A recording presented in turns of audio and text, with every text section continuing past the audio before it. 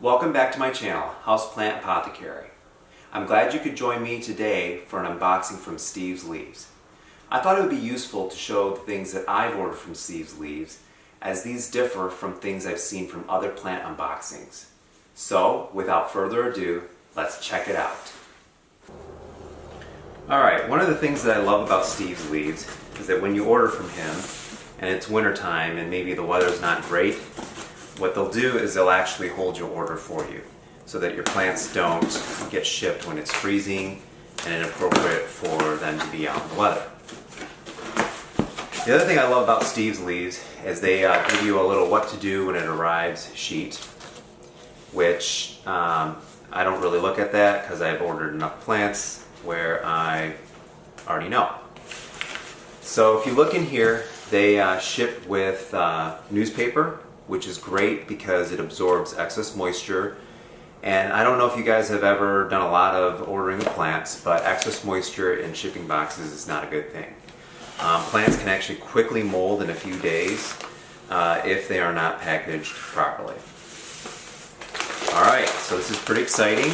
I actually ordered this quite a while ago, and so we will see what we have. Alright. So the first plant is a Monstera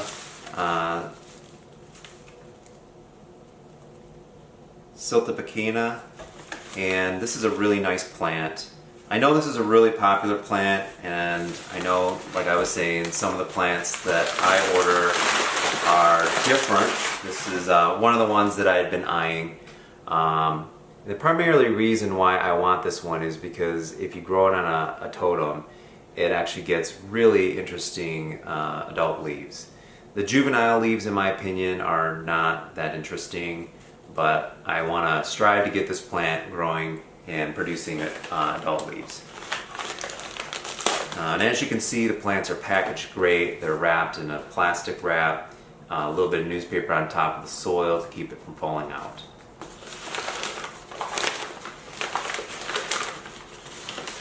Alright, next plant. Now, this plant has been on his website for a long time, and I've noticed that obviously popular plants sell out really, really quickly.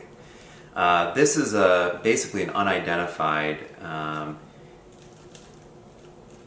elatostema, which there are houseplants that are in this family, but this just looked really cool and different. I wanted to try something unique, and I'm very impressed with this plant. Very, very cool. I love the color, the marbling and the gray on the leaves. So I think that'll be a really fun plant to try out.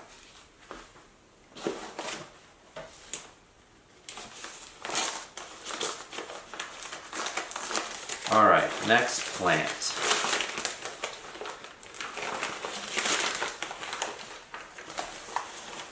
Alright, this plant is, I've had this in the past, and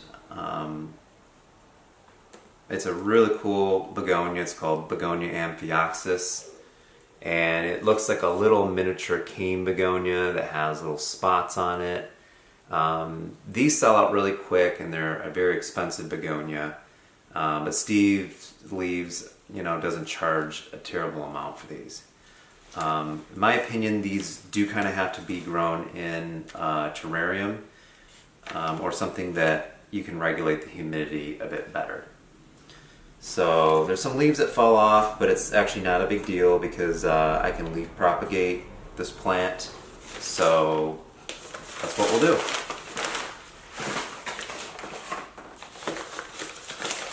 The other thing that was funny is that because they held my order for so long, for the weather to break, I actually ordered this plant and I think a peperonia, and just had them add it to my order and ship it all at once.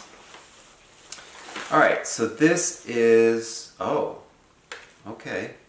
this is Peperomia velutina bicolor, velutina, and this is very cool. Wow, this is a lot neater in person, and it's actually a bigger plant than I anticipated.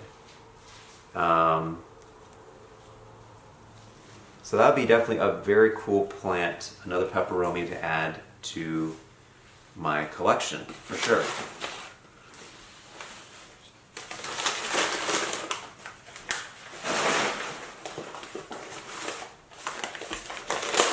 Okay. Next one is, wow, this plant is huge. This is another peperomia that I've been wanting.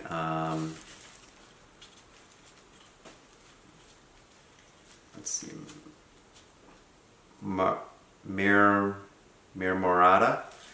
And they've actually done some hybrids with this. I think that's what Rocco is. This is one of the parent plants for that plant. So what a healthy looking plant though. Another great plant to add to my peperomia collection. And if you haven't seen my peperomia collection tour video, go ahead and check it out. But obviously these ones will not be in it because I just got them. Alright.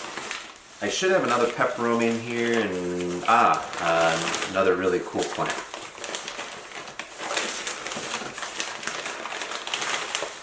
So again, I haven't seen these two peperomias being ordered or unboxed from other people. Alright, now this plant is a really popular plant. It's a Syngonium elbow variegata.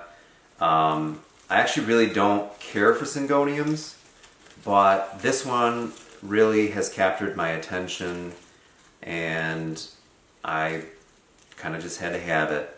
In a way, I like to call this one like poor man's variegated Monstera because the variegation is very similar to the Monstera deliciosa, but obviously this plant is cheaper. But if you look at it, the marbling and the variegation is really, really striking. And this plant is really robust. So I'm going to try and grow this one probably also on a totem, and I can't wait.